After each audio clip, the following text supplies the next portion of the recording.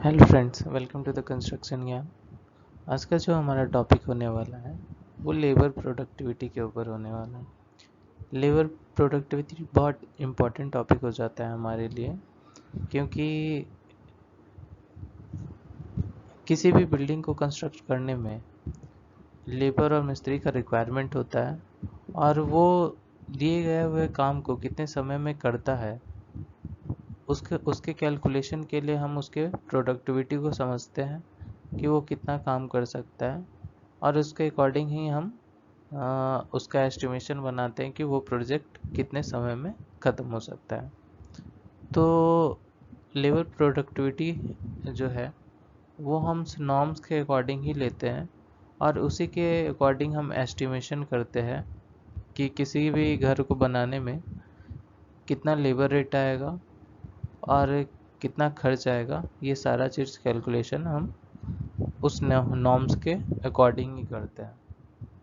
Labour productivity इसलिए भी important हो जाता है और नॉर्म्स इसलिए भी हमारे लिए इम्पॉर्टेंट हो जाता है कि एज अ सिविल इंजीनियर अगर जो आप अपना कंपनी स्टार्ट करना चाहते हो या फिर खुद का कोई काम करना चाहते हो, हम जानते हैं कि हमारे इंडिया में लाखों इंजीनियर्स हर साल पास आउट होते हैं और सभी को जॉब नहीं मिलता, और जिन्हें जॉब भी मिलता है वो अच्छी नहीं होती या फिर वो सेटिस्फाई नहीं होते अपने जॉब से।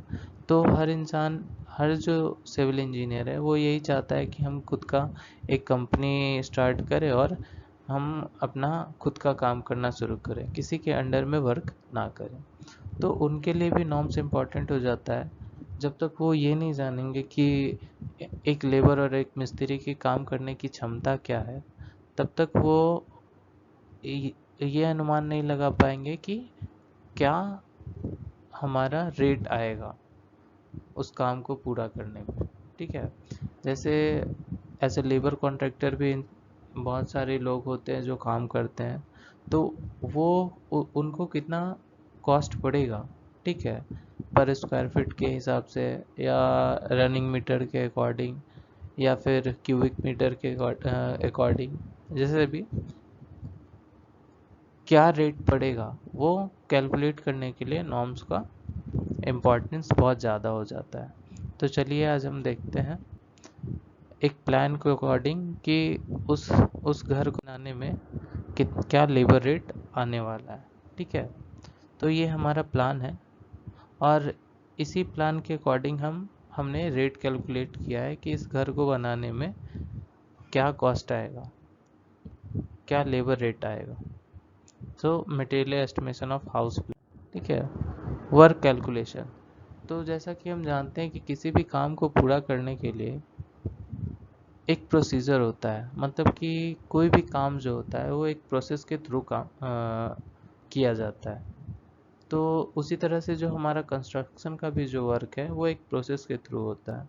तो इसमें जब सबसे पहले हम जब घर बनाते हैं तो लेआउट प्लान करते हैं, उसके बाद पाइल वर्क करते हैं, footing and beam and KP beam करते हैं, उसके बाद प्लिंथ प्लिंथ बीम करते हैं, उसके बाद आपका कॉलम कास्टिंग करते हैं, फिर बीम कास्टिंग करते हैं, स्टेयर बनाते हैं। तो ये एक पर्टिकुलर प्रोसेस है। ठीक है।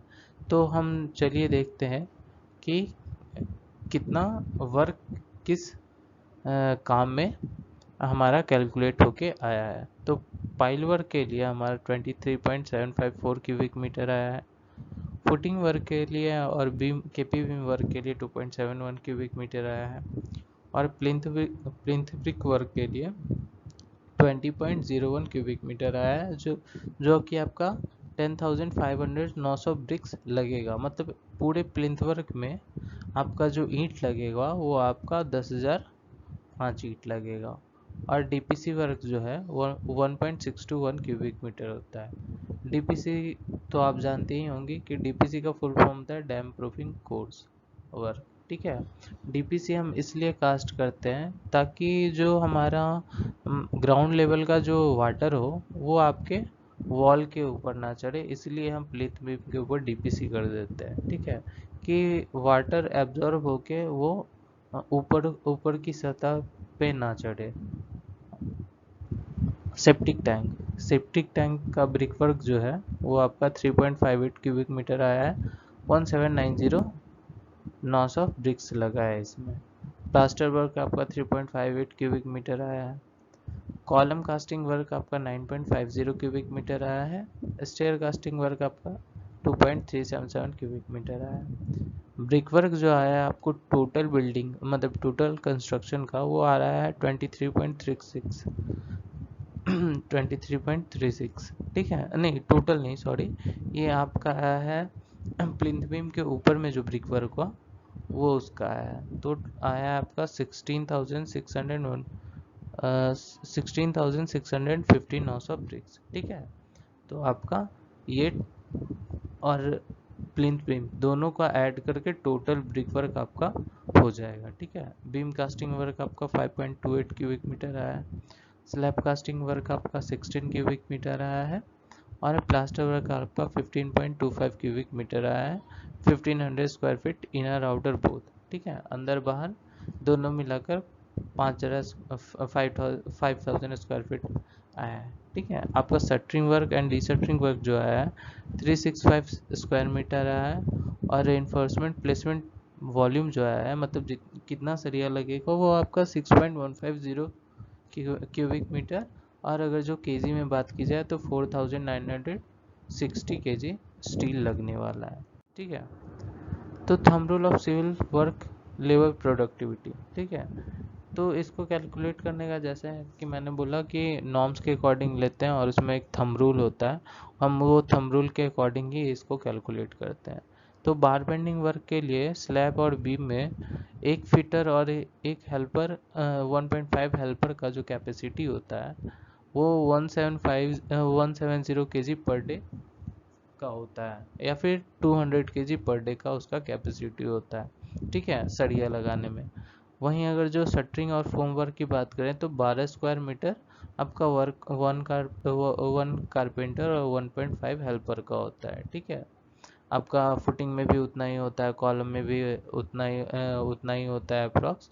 अगर जो नॉस की बात की जाए तो 5 to 6 नॉस पर डे वो कॉलम फिक्सिंग करता है और डी शटरिंग करता है उसका, ठीक है।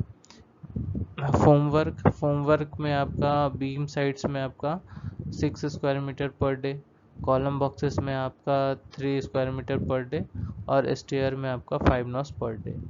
अगर जो कंक्रीटिंग की बात की जाए ये बहुत इंपॉर्टेंट हो जाता है क्योंकि आपको मेनली आपको ब्रिक वर्क और कंक्रीटिंग और आपका शटरिंग और रेनफोर्समेंट वर्क देखा जाता है। तो स्लैब एंड बीम इसमें आपका वन मेशन और 2.5 लेवर आपका 2.83 क्यूबिक मीटर पर डे करता है, मतलब कंक्रीटिंग जो होता है आपका 2.83 क्यूबिक मीटर पर डे आपका वन मेशन और 2.5 लेबर करता है, ठीक है। ब्लॉक वर्क की बात की जाए तो एसीसी ब्लॉक अगर जो आपको लगाना हो तो 6 to 8 square metre per day के हिसाब से वन मेशन और 1.5 हेल्पर आपका लगाता है। अगर जो ब्रिक वर्क की बात की जाए तो वन मेशन और 1.5 हेल्पर 500 ब्रिक पर डे आपका वो लगाता है, वो उसकी वर्क प्रोडक्टिविटी होती है। और प्लास्टरिंग वर्क की बात की जाए तो इंटरनल प्लास्टर आपका 10 स्क्वायर मीटर यानी आपका 100 स्क्वायर फीट या 120 स्क्वायर फीट के अप्रॉक्स आपका पर डे का उसका मिनिमम कैपेसिटी होता है कि हाँ वो एक मिशन और एक हेल्पर मिलके 120 स्क्वायर फीट तक वो प्लास्टर कर देगा। एक्सटर्नल में आपका 12 स्क्वायर मीटर होता है, वो भी आपका अप्रॉक्स उतना ही 120 स्क्वायर फीट के अकॉर्डिंग ही वो कर देता है। सेलिंग और प्लास्टरिंग वर्क में आपका भी उतना ही होता है और मेस फिक्सिंग में आपका 60 रनिंग फीट पर डे के अकॉर्डिंग वो लगाता है। अर्थवर्क एक्सकवेशन की बात की जाए तो मैनुअल एक्सकवेशन में 2 लेबर आपका 100 CFT पर डे करता है, अगर जो मशीन से ऑपरेटेड करते हैं तो आपको 60 क्यूबिक मीटर पर डे कर देता है। विंडो ग्रिलिंग फिक्सिंग में आपका वन मेशन 1.5 हेल्पर आपका 3 नॉस पर डे करता है एंड बालकनी हैंडल फिक्सिंग में आपका वन मेसन 1.5 हेल्पर आपका 5 नॉस पर डे करता है। वाटर प्रूफिंग वर्क की बात की जाए तो हॉरिजॉन्टल मेंबर एप्लीकेशन में, मतलब कि जो हॉरिजॉन्टली जो मेंबर होता है उसमें वन एप्लीकेटर और वन हेल्पर आपका 150 स्क्वायर मीटर पर डे आपका वाटर प्रूफिंग मतलब क्यूरिंग वर्क कर देता है। वर्टिकल मेम्ब्रेन एप्लीकेशन में आपका 50 स्क्वायर मीटर पर डे हो जाता है। वहीं ब्रश ऑन एप्लीकेशन की बात की जाए तो 20 स्क्वायर मीटर पर डे होता है। और बोर पैकिंग की बात की जाए तो आपका 3 नॉस पर डे के हिसाब से उसका वर्क कैपेसिटी होता है, या फिर वर्क प्रोडक्टिविटी कह सकते हैं उसको। प्लम्बिंग वर्क टॉयलेट चेजिंग में होता है आपका 7 running metre per day. Water line fixing में होता है आपका 3 टॉयलेट पर डे, जिसमें आपका 1 प्लम्बर 1.5 हेल्पर होता है। और सैनिटरी एंड सीपी फिलिंग की बात की जाए तो आपका 3 टॉयलेट 1 किचन पर डे उसका वर्क प्रोडक्टिविटी होता है। इलेक्ट्रिक वर्क की फिक्सिंग की बात की जाए तो box fixing, marking, chasing, fixing, levelling, one skilled electrician और 2 सेमी स्किल्ड इलेक्ट्रीशियन मिलकर वन फ्लैट 3 दिन में कंप्लीट कर देते हैं। टाइलिंग की बात की जाए तो टॉयलेट में 80 रनिंग फीट, डोर में 30 रनिंग फीट, टॉयलेट स्कर्टिंग में 45 रनिंग फीट, टॉयलेट फ्लोरिंग में 90 स्क्वायर फीट, बालकनी स्कर्टिंग में 50 रनिंग फीट, वर्टिफाइड फ्लोरिंग में आपका 100 square feet, vitrified flooring diagonal joints में 90 स्क्वायर फीट, और वर्टिफाइड स्कर्टिंग में 70 रनिंग फीट मैसन per day, joint filling में 100 square feet, और रूफ टाइलिंग में आपका 150 स्क्वायर फीट मैसन पर डे उसका वर्क कैपेसिटी होता है। ग्रेनाइट एंड मार्बल वर्क की बात की जाए तो हार्ड कटिंग उसका 150 रनिंग मीटर पर डे का कैपेसिटी होता है। मशीन कटिंग का 450 running feet machine per day होता है। ग्रूव कटिंग का 200 रनिंग फीट पर डे होता है। In Indian and Italian granite flooring का 60 रनिंग फीट पर डे होता है। स्टेयर केस का 50 स्क्वायर फीट पर डे होता है। आपका लिफ्ट क्लैडिंग का 50 स्क्वायर फीट पर डे होता है। फ्लोर पॉलिशिंग का 100 स्क्वायर फीट पर डे होता है। And half and full noising making 60 running feet machine per day होता है। तो ये आपका वर्क प्रोडक्टिविटी होता है वर्क के अकॉर्डिंग, ठीक है। तो हमारा जो कैलकुलेशन आया है उस प्लान में क्या क्या वर्क होगा, ठीक है, तो वो हमने जो कैलकुलेट किया है वो यहाँ पे आया है। तो पाइल वर्क जो है हमारा 23.754 क्यूबिक मीटर आया है, जिसमें 2 लेबर और उसका वर्क प्रोडक्टिविटी है 2.83 क्यूबिक मीटर पर डे, ठीक है। अगर जो लेबर रेट की बात की जाए तो एक लेबर रेट जो होता है वो 500 होता है, तो दोनों का आपका 1000 रुपीज़ हो रहा है। इसके अकॉर्डिंग आपका 8331 रुपीज़ पाइल वर्क में लग रहा है, ठीक है। अब बाकी का हमने सेपरेट कर दिया है, मतलब ब्रिक वर्क का एक में कर दिया है, और प्लास्टरिंग वर्क का एक कर दिया है, और सेंटरिंग वर्क का एक कर दिया है, कॉन्क्रीटिंग और रेनफोर्समेंट का कर दिया है, ठीक है। सभी को एक में इंक्लूड कर दिया है। तो अब हम ब्रिक वर्क को देखते हैं, ठीक है। तो ब्रिक वर्क में आपका 47.12 क्यूबिक मीटर आ रहा है, ठीक है, जिसमें 23,560 900 ब्रिक्स लग रहा है, ठीक है। जिसमें 1 लेबर 1.5 हेल्पर आपका पर डे का 500 नॉस ब्रिक्स लगाता है। तो लेबर रेट जो हमारा आ रहा है 1450 आ रहा है। उसके अकॉर्डिंग जो हमारा रेट आ रहा है वर्क का, ब्रिक वर्क का, वो आ रहा है 68,324 रुपीज़, ठीक है। अगर जो प्लास्टर वर्क की बात की जाए तो प्लास्टर वर्क 15.25 क्यूबिक मीटर आ रहा है और 5000 स्क्वायर फीट, और इसका इसका जो वर्क प्रोडक्टिविटी होता है वो 100 square feet per day one mason और 1.5 लेबर का होता है। और इसका जो रेट हो रहा है लेबर रेट का वो हो रहा है 1450, ठीक है। तो इसका टोटल जो कॉस्ट आया है वर्क के अकॉर्डिंग वो 72,500 आया है। वहीं शटरिंग की बात की जाए तो 365 स्क्वायर मीटर आपका ये शटरिंग एरिया है, ठीक है। और वन कारपेंटर प्लस 1.5 हेल्पर, आपका 12 स्क्वायर मीटर पर डे का उसका प्रोडक्टिविटी है, ठीक है। और 1450 के अकॉर्डिंग, रेट के अकॉर्डिंग आपका 44,105 रुपीज़ आपका रेट आया है शटरिंग और डिशटरिंग का। अगर जो रेनफोर्समेंट की वर्क की बात की जाए तो आपका 4,960 kg लगाना है, जिसमें आपका 200 kg पर डे का कैपेसिटी होता है एक मिस्त्री और एक लेबर का, और इसका रेट जो आ रहा है आपका 35,960 रुपीज़ आ रहा है, ठीक है। और कॉन्क्रीटिंग वर्क जो होता है वो 49.742 क्यूबिक मीटर आ रहा है, जिसमें पर डे का कैपेसिटी होता है 2.83 क्यूबिक मीटर, और इसका जो रेट आ रहा है वो 2200 आ रहा है। और इसके अकॉर्डिंग जो रेट हमारा आया है टोटल वर्किंग रेट जो आया है वो आ रहा है 38,668 रुपीज़।